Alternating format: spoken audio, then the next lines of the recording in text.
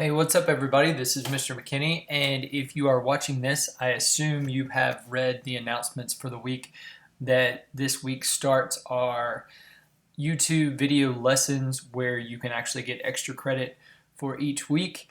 And this week starts with Module 19 and Reconstruction. So I'm going to very quickly take you through the high points of Reconstruction that you should get when you're doing the module work, and then at the very end I'm going to also let you know what the assignment is in order to get your extra credit. So Reconstruction, I've got a little montage of pictures there. It's pretty much the rebuilding of the South. So we're going to go to the next slide here, and all those pictures are revisited within the presentation. So here is what you should be able to do and what you should know after Module 19. I'm going to try to every week break it down to 3 things you need to know. So the 3 things you should be able to do are describe the challenges Southern states had during Reconstruction, and there are a ton of challenges. In your read this week, one of the questions is actually about the challenges that South Carolina faces, so we're going to cover that. The second thing, identify struggles African Americans had in South Carolina and in the South to improve their life after slavery. And then the third thing, you're going to be able to compare and contrast the 3 Reconstruction plans for the South. So there are 3 different plans for the South. Rebuilding the South is a big undertaking, and so there were 3 different ideas on how to do it. So before we get into Reconstruction, we kind of have to go back to Module 18 a little bit and just discuss General Sherman, who I've got pictured there in a photograph that was drawn. General Sherman basically laid waste to every city, farm, and plantation that he passed along his march to the sea. He would even go so far, and you can see the train tracks here, he would go so far as to actually take up the train tracks so no trains could deliver supplies to the cities. That included the men, women, and children. So General Sherman had a very just let's destroy everything and get this war over with as soon as possible type idea. Now, looking back at it in history, some people disagree with that and say it was cruel, and some people still agree with it and say it got the war over with faster. That's up to historical interpretation. But bottom line, he pretty much destroyed especially South Carolina and Georgia. With that being said, let's get into actual Module 19. So what is Reconstruction? Reconstruction is just the rebuilding of Southern states after the Civil War loss. So the South tried to do their defensive strategy and the King Cotton diplomacy that you learned about in the read last week, but it did not work. So the South loses. General Sherman comes in, burns down Columbia, the capital of South Carolina, actually burns down Atlanta in Georgia, and burns down Raleigh in North Carolina. So along the way, there's tons of stuff that is destroyed. Now, Reconstruction, I put on here, could be society rebuilding or the literal rebuilding of buildings or cities. So we might just be talking about the actual structure of society, because afterwards, with the African Americans being freed, society just completely changes. So the South has to rebuild from scratch. Part of the Reconstruction is the passage of the Reconstruction Amendments. You're going to read about all 3 of those in your read this week. The 13th Amendment actually frees all slaves in America. The 14th Amendment does away with the Dred Scott decision. No longer are slaves property. And it also gives citizenship to African Americans. That's very important because the 15th Amendment gives all males, black and white, the right to vote. And in order to do this, you have to be a citizen. So it kind of builds on each other. You can see 13th frees the slaves, 14th gives them citizenship, and then the 15th at least gives the male slaves or the former slaves the right to vote. Now, I said one of your questions in the read was about South Carolina's struggles. They had plenty of them. Lack of money. The Confederacy had its own money, and South Carolina invested big time in Confederate money. But after the Confederacy loses, that money is worthless. So we have no money in South Carolina. Racism is the obvious one. I've got the cartoon there. The KKK comes about and basically tries to undo anything that is positive for the African Americans. You also have there the lesser known is the White League. That's basically a bunch of farmers that do the same thing the KKK does, except for they don't have the hoods and they're not in disguise. They are very passionate about their cause and they are just openly racist. And then you have a lack of support from the federal government. Another one of your questions on the read talks about that. The federal government said, hey, basically, you started this war. It's up to you to rebuild. We're not going to fund your war. But the only problem with that is we don't have any money. So you've got the federal government saying, hey, pay for Reconstruction yourself. And then South Carolina and the rest of the South says, well, we don't have money to do that. Now, African Americans are sort of the center point of Reconstruction because they undergo such a transformation.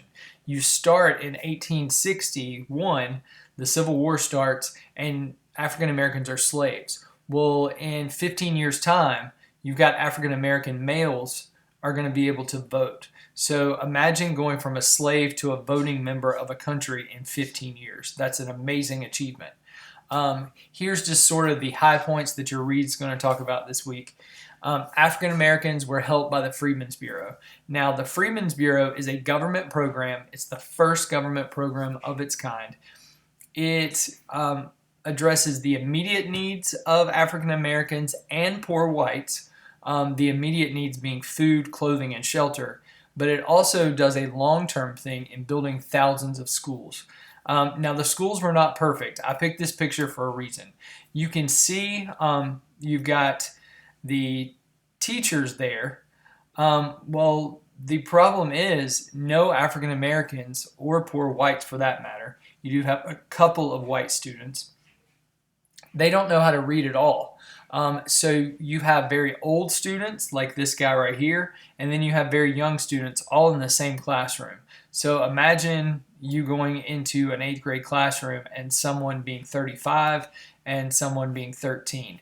And just the challenges that would face for the teacher.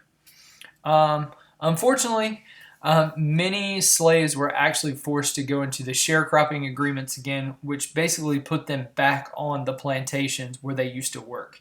The only benefit of sharecropping versus slavery is that it's not quite as cruel as far as you're not going to get whipped or punished.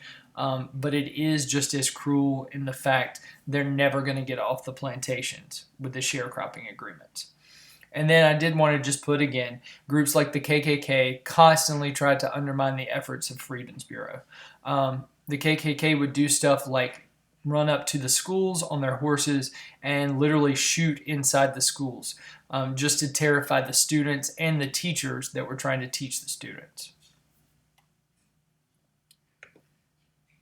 I did want to put this just to show you the amount of racism that was in the South during this time.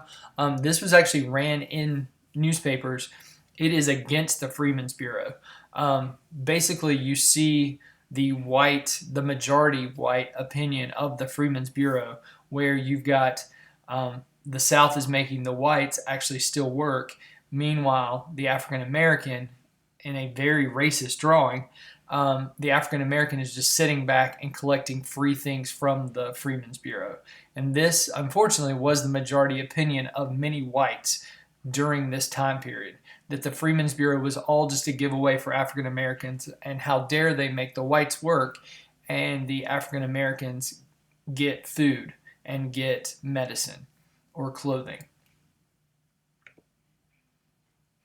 All right, so the final thing I just want to touch on is the Reconstruction plans. The second half of your read is mostly on the Reconstruction plans. There are 3 Reconstruction plans.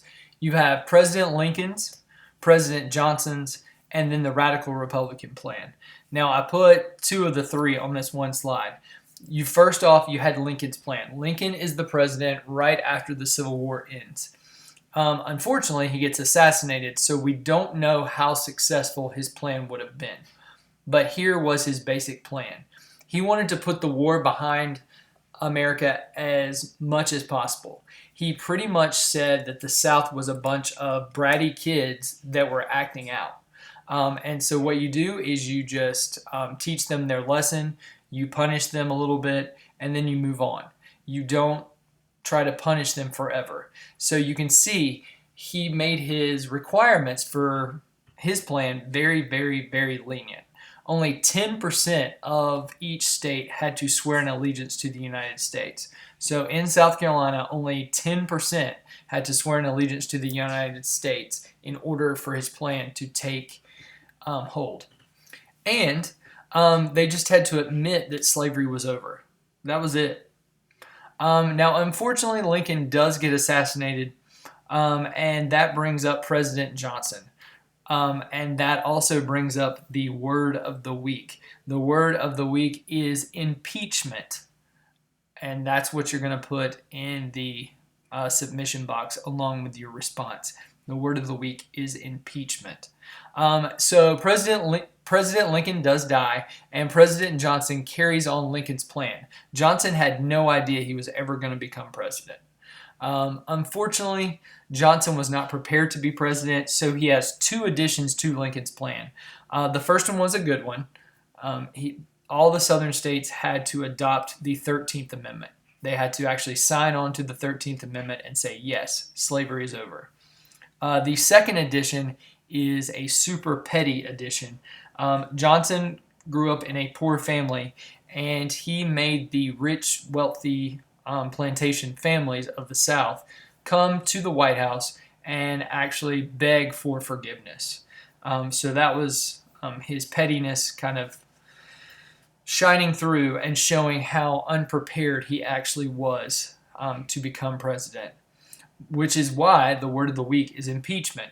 The radical Republicans come on the scene in Congress and basically impeach Andrew Johnson. He's one of the few presidents who have been impeached, and say, we're going to take over from here. And that brings us to the radical Republican plan. The radical Republican plan had two goals. We're going to help the African Americans in the South who have been scared by the KKK, the White League, and all the racism. And then we're going to punish the South. They need to learn their lesson. And so you can see what they did. They actually divided the South into military districts and put a military governor in each district. And so they took away the power from the southern states and put it in the hands of the military. You can see South Carolina was part of the 2nd military district, and there's our governor of the military district. It also forced the South to adopt the 14th Amendment, which is citizenship, and 15th Amendment, which allowed African Americans to vote. Now, your read will go into more detail with the radical Republican plan, but I want to leave you with the actual, probably the best indication of how far the radical Republican plan takes this whole punishing the South and helping African Americans with this picture. All of these men are African American. This is who South Carolina sends to Congress shortly after the radical Republicans take over. The radical Republicans take away the right to vote for anybody that fought for the Confederacy, which basically leaves African Americans who are going to vote Republican, and the old scallywags and carpetbaggers who are also going to vote Republican. So those three groups, the African Americans, the scallywags, and the carpetbaggers, voted in all African American delegation to Congress. So you can see the big change that the radical Republicans sort of undertake and say, hey, we're going to teach you a lesson by electing all African Americans to represent you. So that is a quick lesson about your module this week. Again, be sure to put your word of the week into the submission box along with your short response for the discussion question. And I hope you guys have a good week. If you have any questions, feel free to join me on Monday, Wednesday, or Friday during our meets, and I will talk to you soon.